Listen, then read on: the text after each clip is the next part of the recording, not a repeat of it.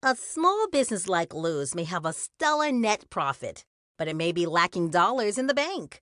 This can be confusing because the cash in the bank isn't the real story. Cash in an account does not reflect profit. So, what does? I'm glad you asked.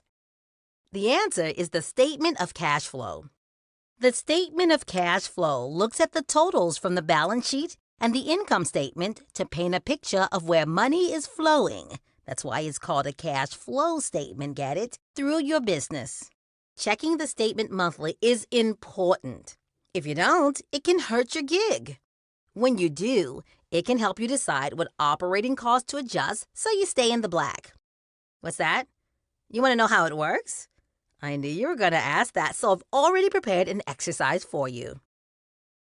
Let's assume you have already completed your income statement and the balance sheet for the beginning and end of the month. According to your income statement, you had a net income of $200. At the beginning of the month, you had $100 reported as cash on your balance sheet. But you ended the month with negative $100 in the cash account. How could that be if you made a net profit of $200? You gotta start with your starting cash. This is the money you had in your bank account at the beginning of the month. In this case, it's $100. Next, add what you made in net income, $200. If we stop here, it will look like you should have $300 in your account. But that isn't the reality, is it? The next step is to factor in other changes to your assets and liabilities.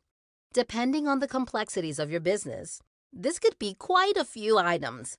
But for this scenario, just assume that your accounts receivable, or the account that tracks the amount of money owed to you, is the only change, and that it has increased from $0 to $400.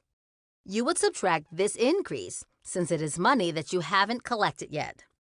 When all is said and done, you should end up with the ending cash balance of negative $100, which matches what was listed in your balance sheet.